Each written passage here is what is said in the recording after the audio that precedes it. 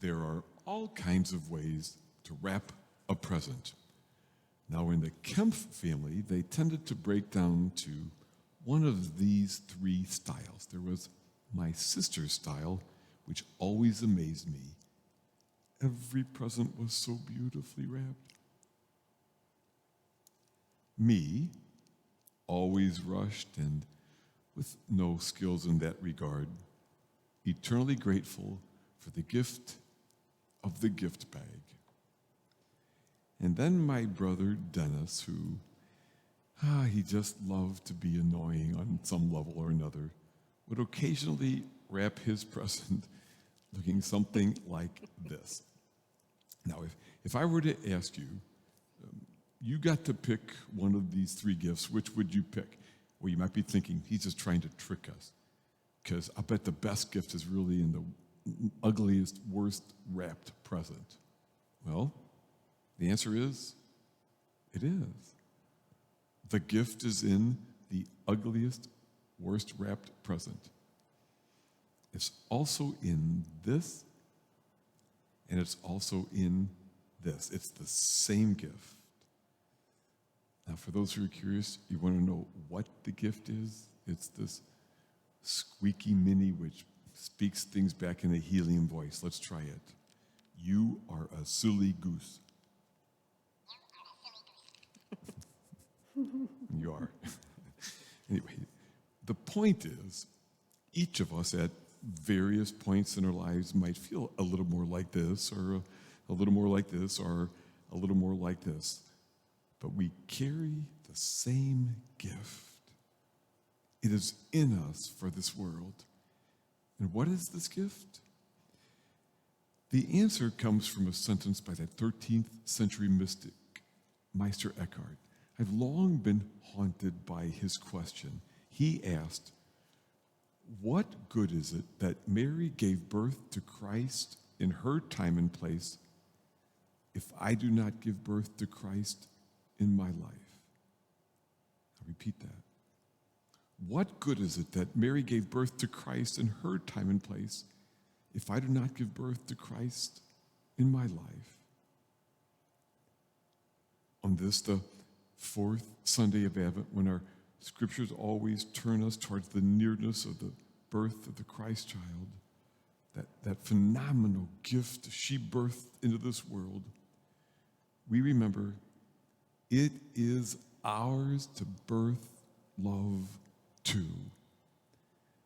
Not in the same way Mary did it, of course, but people are to find the healing Christ, that hope-filled, liberating message, that loving, beautiful presence of God in the moment, in us, and through how we live. Now, in today's gospel, we see a little bit of both of those kinds of birthing. Mary and Elizabeth, each physically pregnant, will soon give birth to children whose lives will change the world, John the Baptist and Jesus. But today, they also give birth through the kindness of a visit. Think about how hard all of this must have been for Mary. She was pregnant as an early teen, unwed to boot. She felt these strange and frightening stirrings in her body. She could hear what was being said about her, and she must have just been so afraid. And she thinks, Elizabeth, my cousin and my friend, she'd be there. And so Mary fled in haste. And when she and Elizabeth saw each other, I could imagine that they, as much as they could, being pregnant, ran those last few steps into each other's arms, and probably with some tears. Even before either of them had given birth to their sons, there was a birth in that moment.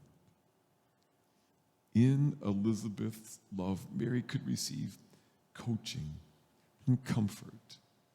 And the two of them must have just delighted in the joy of each other's visit and presence.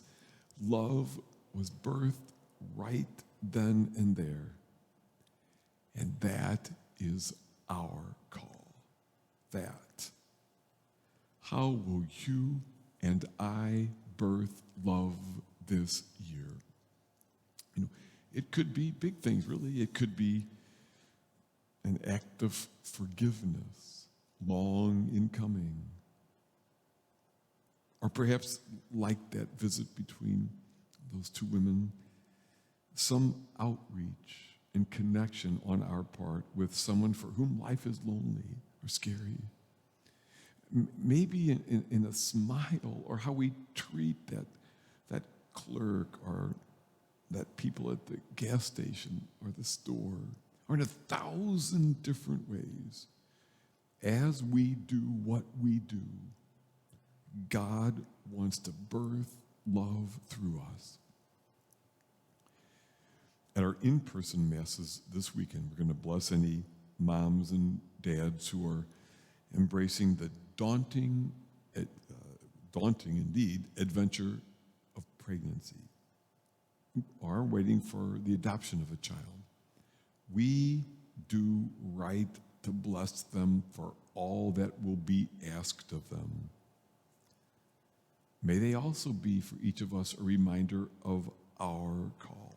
For by how we live these days, we are to give birth to love. And whether these days you feel more like this,